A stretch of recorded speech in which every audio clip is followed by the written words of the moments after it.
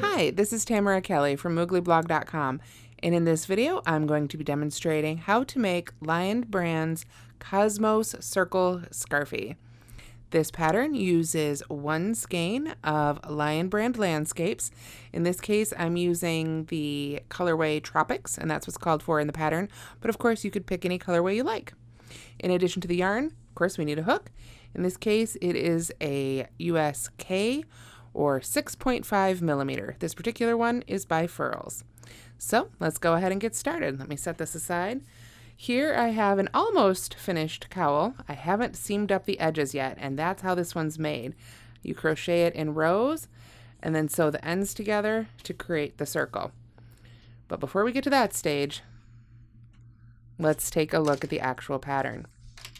Now you can find the free pattern for the Cosmos Circle Scarfie on lionbrand.com, and that's where I got it.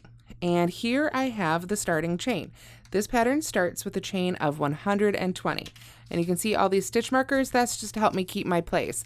Every 20 chains or so I put in a stitch marker, and that way if I lose count I don't have to worry about kids, life interrupting, and I know how many stitches I have. So I've just left those in there for now to show you, and I would pull them out as I work. So let's go ahead and get started with row 1. Okay, so after you've chained 120, then you are going to work 2 double crochets in the 4th chain from the hook. So I've yarned over, and I like to work into the back hump of the chains. I feel like it's just gives a nicer finished edge, but if you prefer to work under the top 2 loops like a normal stitch, then you can. That's up to you. It's whatever you prefer. So I will find the 4th chain from the hook here, 1, 2, 3, and 4, and work 2 double crochets right there. And for the purposes of this pattern, the skipped chains, those 3 skipped chains, plus these 2 double crochets count as one block. The rest of the blocks will be a little different, but for each row we'll begin with a block, quote unquote, that looks like this. So from here we begin our normal stitch repeat. We're going to skip the next 3 chains, 1, 2, 3, so we'll go into the one after that, and then we will work a single crochet in that one, like so, and then we chain 3, 1, 2, 3, there we go. Pull up a little more yarn here, and then from here what we're going to do is double crochet in the next 3 chains. So that means 1 double crochet in each of the next 3 chains. So find this one right here,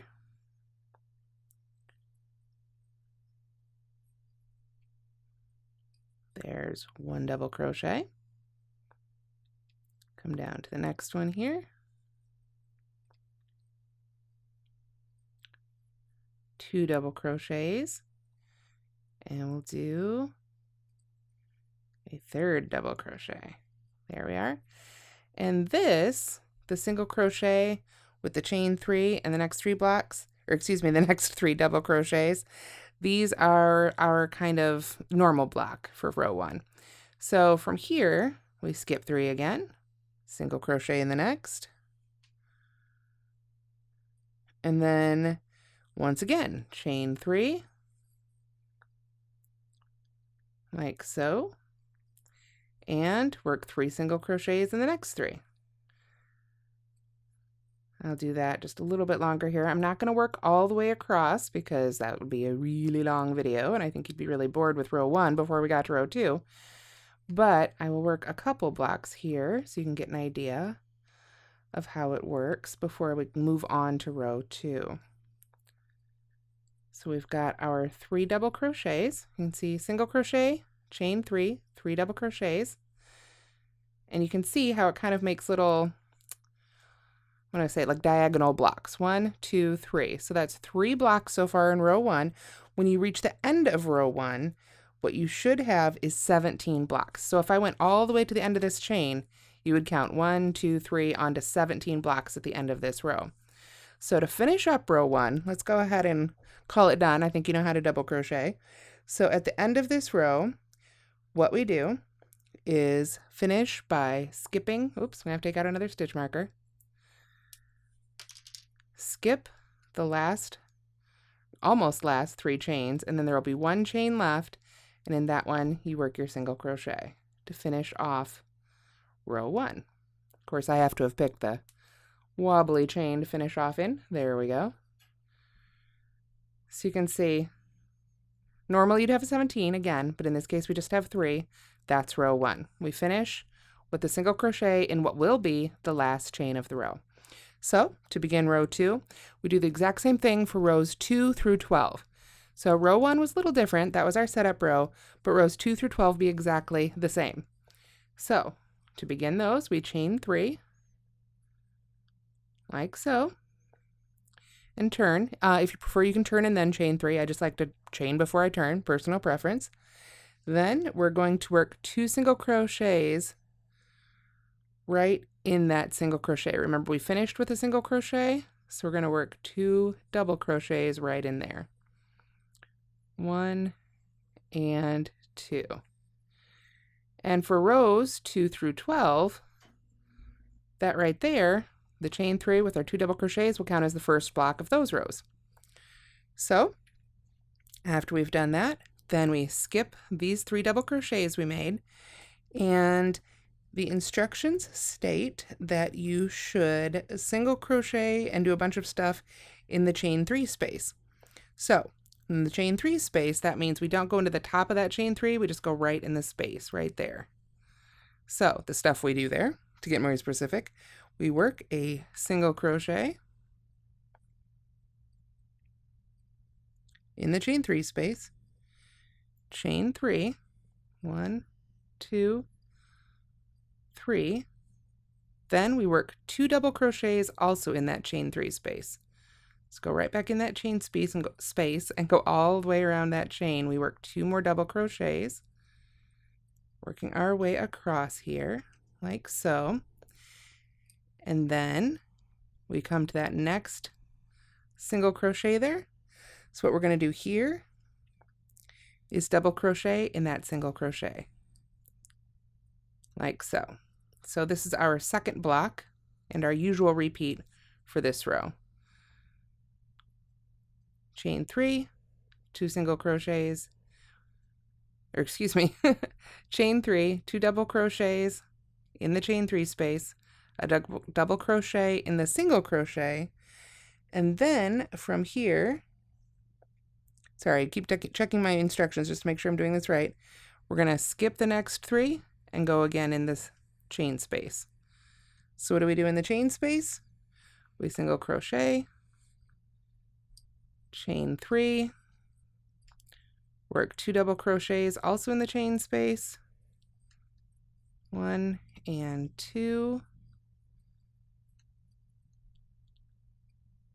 there we are, and then work a double crochet right in that next single crochet.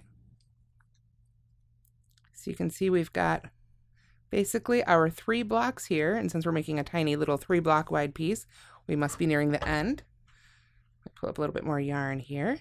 So when we've got all our blocks across, the way we finish off this row is we again single crochet. So we are going to single crochet. In this case, it does say to single crochet in the top of the turning chain, which is right here. So I can go in there and work a single crochet, or if you prefer, you could work that single crochet in the chain space, kind of like we did before, like so, like that. It's up to you, whichever you prefer. This can leave a little bit of a gap there, but then to some extent we've got that for all of them. Again, the instructions say to go into the top of the turning chain, which would be under the top 2 loops of that top chain of those we skipped. So you can do whichever you prefer, is what I'm trying to say. There we go. So that's the official way to do it. That's row 2. Now let's go ahead and do row 3. I'm going to do this one a little bit quicker because remember row 3, 4, 5 on through row 12 is exactly the same as row 2, but I want to make sure that you have the hang of it. So what we're going to do is start with a chain 3, And turning back to go back the other way, work 2 double crochets right in that first single crochet. Remember, the first block of each row is just a little stunted. It's a little smaller. There we go. Then we come over to this next chain 3 space, go right in that space, work a single crochet there, chain 3, 2, 3. There we go. Work 2 double crochets also in that chain space. You can see it's been a few days since I made this, so I was checking the instructions to make sure I didn't mess it up. But once you get going on this, it's pretty easy to memorize. So 2 double crochets in the chain space, 1 double crochet right in that single crochet.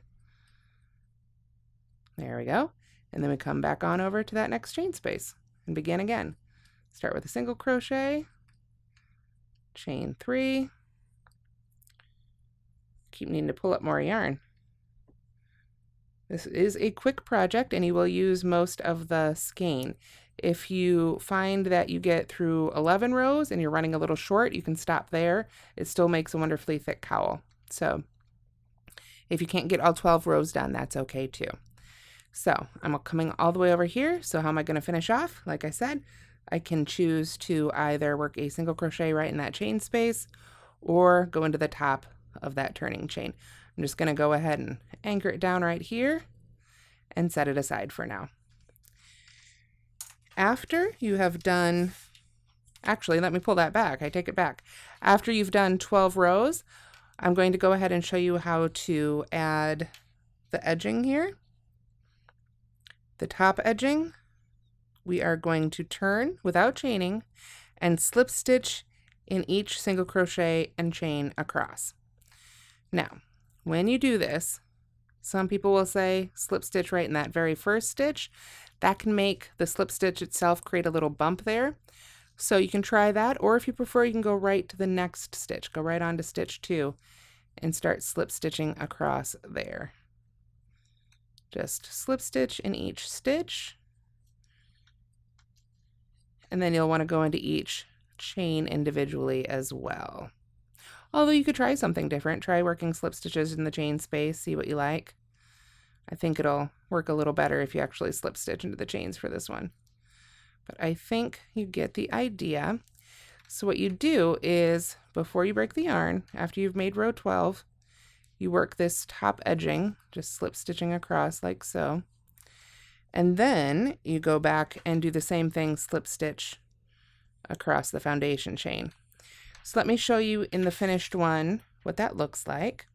And it's actually a little bit easier to see on this one because we have so many stitches that the colors have changed. On our little sample, we were kind of using the same color on the same color.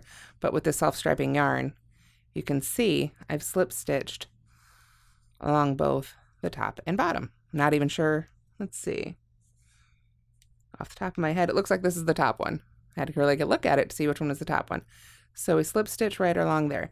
Then after all our slip stitching, after you do the bottom one, you're going to want to leave a long tail before you cut the yarn if there's that much left. You want to leave as long as you can because we're going to be sewing these edges together. So let's take a look at that. Okay, so here we have the one I made. And you can see I've got my 2 ends ready to sew together. And I have strung that final tail on a yarn needle or tapestry needle. There's lots of different styles of these. Metal's probably the most popular. I happen to like this style, but I mix it up, use whatever's handy. And we go ahead and, like I say, thread your tail on there. And then it's time to start stitching these ends together. Now, there's no instructions given in the pattern for exactly what method to use to sew them together. So probably the most common ones that I think most people will want to use is the whip stitch. Before I begin actually whip stitching though, I'm going to do one other thing that's not described in the pattern. Sorry, let me pull up my stuff here, all my little notions, and I'm going to grab a few stitch markers. And I'm going to use the stitch markers to help me hold the edges together evenly. Once you start sewing 2 pieces of crochet fabric together, it's real easy for one side to get ahead of the other, and then you end up, for instance, with all this sewn up here, and then you've got, down here, it doesn't match up all the way. I did block this before I sewed it together obviously I haven't sewn it together yet, so I blocked it before the video, and when I blocked it, I took a tape measure and I made sure I was blocking both those edges to the same length, and that's another good tip to help you with this pattern. But before I'm going to actually start sewing, what I want to do is match up where I want those edges to meet, and I'm going to use the stitch markers like so to hold them together. So I'll start at one end and I'll do the other end. I'm not too worried about going through the specific stitches. I just need them to sort of match up overall. Then I'll put one in the middle. And this works really well for small projects like this, but also particularly well for really big projects. The bigger the project, the more you're going to want to match up your ends first. If you don't want to use stitch markers, you can use, there's special things called Wonder Clips for these. Different companies make them. Or you can even use like binder clips or clothespins, whatever you have handy. Whatever is going to hold those edges together to help keep you on track. So once I've got them matched up the way I want them, I'll go ahead and take my end here. I'm going to go ahead and pull this first one out since it's a little bit in the way. And then what I'm going to do is start whip stitching. So I'm just going to find sort of the top stitch here where I want them to be together and go under the top two loops of both of those, and then I'll just pull on through. And that's basically the movement of a whip stitch. You go around and around and around. So moving on down the road here, find a couple more stitches. And I don't want to pull my yarn too tight yet. I don't want it to be terribly loose because that is hard to tighten up then later. But I want to pull it just sort of gently together, because if it turns out I've screwed up and these edges aren't even, I want to be able to pull it back out. So I'll go to the next one here. Go to the stitch directly across. Make sure I don't catch that in there. Oops. There we go. And just keep working my way down. Now these edges are, the sewing I should say, is a little more obvious. When you work this pattern in rows, obviously your two ends aren't going to be the same. So if you are worried about hiding that seam a little better, you're not going to be able to hide it perfectly because you can see the ends don't match up. But if you wanted to hide the seam a little more, you could look for YouTube videos on the mattress stitch. I have one on Moogly that might help you work a slightly more invisible seam. But with a project like this, you're probably going to be able to see the seam for the most part. So whip stitching it together is just a quick and easy way to finish up this project. So you can see I'm just sort of eyeballing it, working my way on down the seam, pulling out stitch markers as I go, and get further along in this project. And you can see got our seam here, but it's not terribly noticeable, all things considered. And as I get through and I realize, yep, this is working, this is where I want it, I will go ahead and pull those stitches a little bit tighter. You can use the end of your needle to do that. I don't want to pull them so tight that it causes the fabric to pucker, but obviously I don't want any gaps either or unevenness in the tension of the sewing. So, like so. And I think it disappears about as well as can be expected. So that is how you make the Cosmos Circle Scarfie from lionbrand.com. Again, that was made using Lion Brand Landscapes. So I hope you've enjoyed this tutorial and you give it a try. Thanks so much for watching.